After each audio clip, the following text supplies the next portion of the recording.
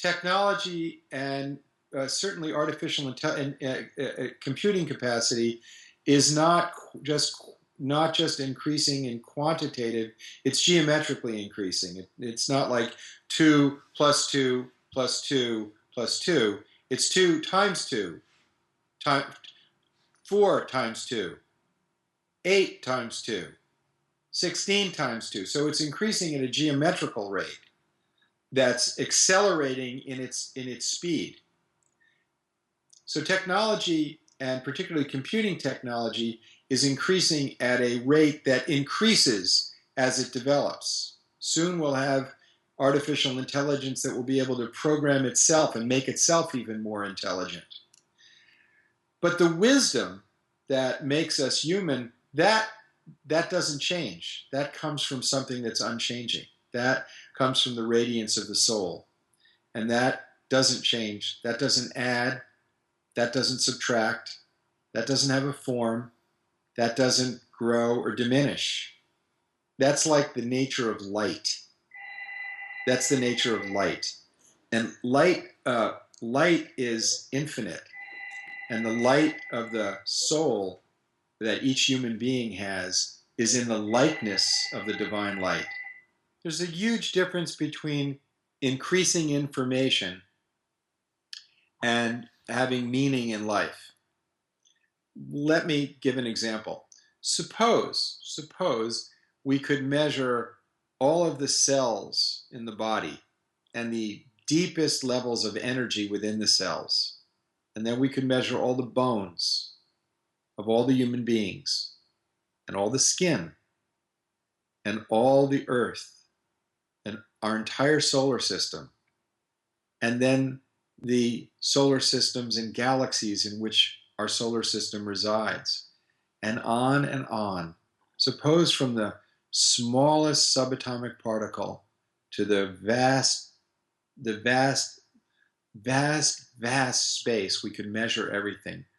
Would we know the meaning of anything any better than we do now that we can't measure it? We can only measure a little. If we could measure it all, would that increase our ability to understand the meaning? Or take, for example, if you looked at the seed of a rose and you used the seed and you piled a big pile of seeds, rose seeds together, and you burned them, and they would turn into carbon and they would give off heat and so forth. You could say, well, these rose seeds are good for heat, but only if you put the rose seed in the ground and watered it properly would it turn into beauty and fragrance. It would only fulfill its purpose if it were planted in the correct ground and if it were treated correctly. Then the rose seed would manifest as the rose. The human being is similar to that. We manifest any capacity that we choose. We have that freedom. We can choose what direction we will use the information. We can choose the value of things for ourselves. We have that freedom. The rose doesn't.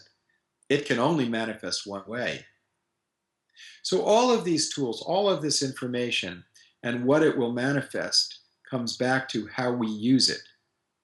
Now, presently, science and technology are largely being used mainly in service of the market and mainly in service of militaries.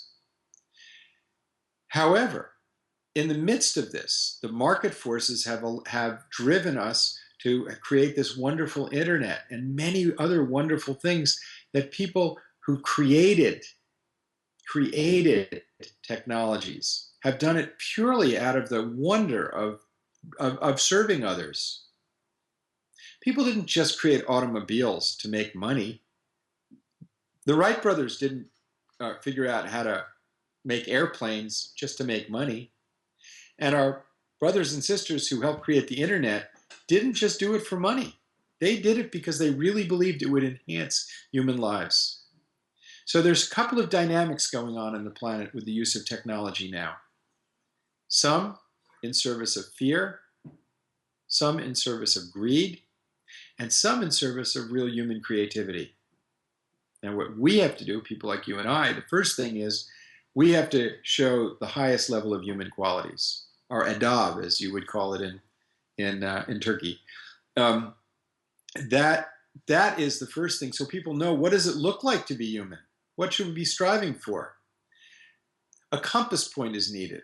And the compass point is something that we need to be discussing. What is the purpose of all of this technology? And then it comes back to the very question, what is the purpose of human life? What is it to be human? What is the seed of our humanity? What is the purpose of it? How should it blossom? How can we blossom?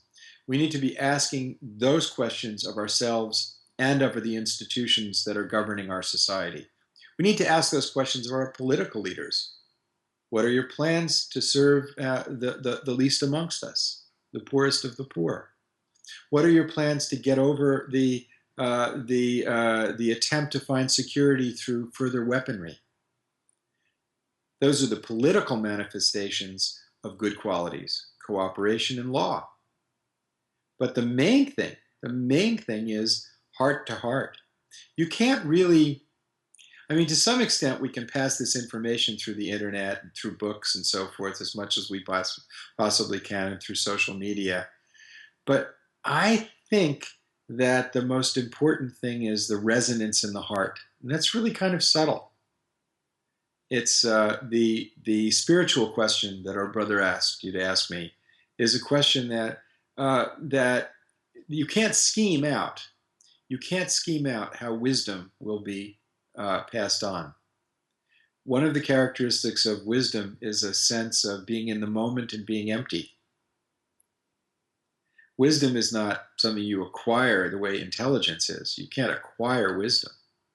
Wisdom takes place when there's a full openness of the heart and a lack of scheming, a true being in the present, and a true caring and having faith that if one lives in the present, they'll be guided. There's another level of consciousness called judgment. Well, judgment evaluates, how will I use these gifts that I have? Where should I be? But that should be guided by wisdom. And wisdom is given to us when our hearts are fully open and receiving. It's like a gift. That's why wise people seem so humble. The wisest people you've ever met, I'm sure anyone who's watching this has met a wise person, they're usually the humblest people. And they always say, oh, I'm just a student, I'm just learning, They're not kidding, because they're really open. Whereas the arrogant person says, oh, I know everything and I'll tell you how it all is. So I personally have no answer, any mechanical answer to how do we make the human family wiser, other than working on ourselves and having faith that will guide us in the moment, and not believing that we can scheme that out. Love doesn't work that way. Love is what makes us wise. And love is a power that's gifted to us, and we have to follow it.